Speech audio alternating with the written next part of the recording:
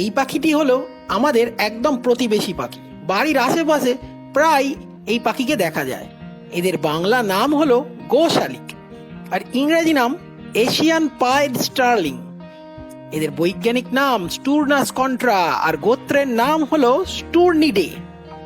এই গোশালিক ছাড়াও আমাদের দেশে আরো 10 ধরনের প্রজাতির শালিক পাখি নজরে পড়ে, যথাক্রমে ভাত শালিক, ঝুঁটি শালিক, গাং শালিক, পাতি কাঠ শালিক, গোলাপি কাঠ শালিক, চিতিপাক গোশালিক, খয়রালাজ কাঠ শালিক, বামুন কাঠ শালিক ও ধলাকলা শালিক।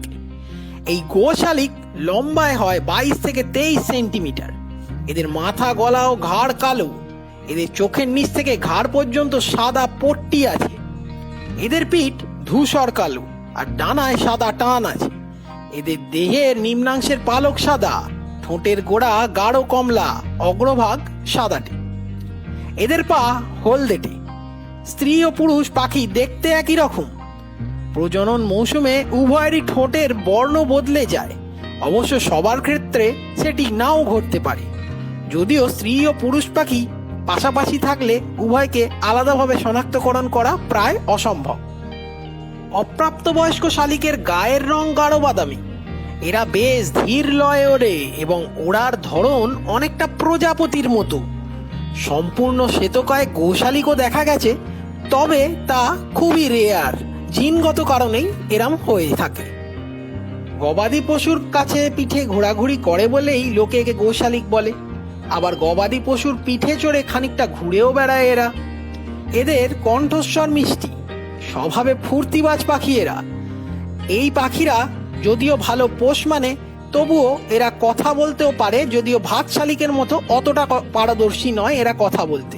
তবুও আমরা এখানে বলে রাখি, কেউ ভুল করেও এই পাখিকে পোষার চিন্তা মাথায় আনবেন না, বা যারা এই পাখিকে অলরেডি পুষে রেখেছেন তাদেরকেও বলে রাখি, এই পাখিকে পোষা আইনত দণ্ডনীয় অপরাধ। যদি আপনারা এই পাখিকে পুষে থাকেন তাহলে এই পাখিকে এক্ষুনি ছেড়ে দিন, বা যারা মনে করছেন এই পাখিকে ভবিষ্যতে পুষবেন তাদের বলে রাখি, জেল সহ জরিমানা হতে পারে যদি আপনারা এই পাখিকে পুষতে যান।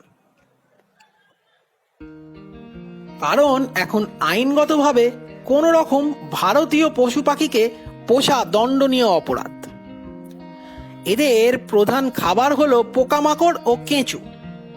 এছাড়াও পারিজাত ও শিমুল ফুলের মধু এদের খুব পছন্দ। এদের প্রজনন সময় মার্চ থেকে সেপ্টেম্বর। বাসা বাঁধে কাঁটাওলা গাছে। এছাড়াও টেলিগ্রাফ, টেলিফোনের থামতারের সংযোগস্থলে এরা অগোছালো বাসা বানায়। এদের বাসা বানাতে উপকরণ হিসেবে এরা ব্যবহার করে শুকনো ঘাস, লতাপাতা, দড়ি, কাপড়ের টুকরো ইত্যাদি। বাসায় এরা 4 থেকে 6টি ডিম পাড়ে, যা ডিম ফুটতে এদের সময় লাগে 14 থেকে 15 দিন। আমাদের আশেপাশে প্রায় এই পাখিকে চোখে পড়ে বলে IUCN এই পাখিটিকে ন্যূনতম বিপদগ্রস্ত বলে ঘোষণা করেছে। এই পাখিটি ভারতবর্ষ এবং বাংলাদেশ বা অন্যান্য দেশের বন্যপ্রাণী আইনে একদম সংরক্ষিত।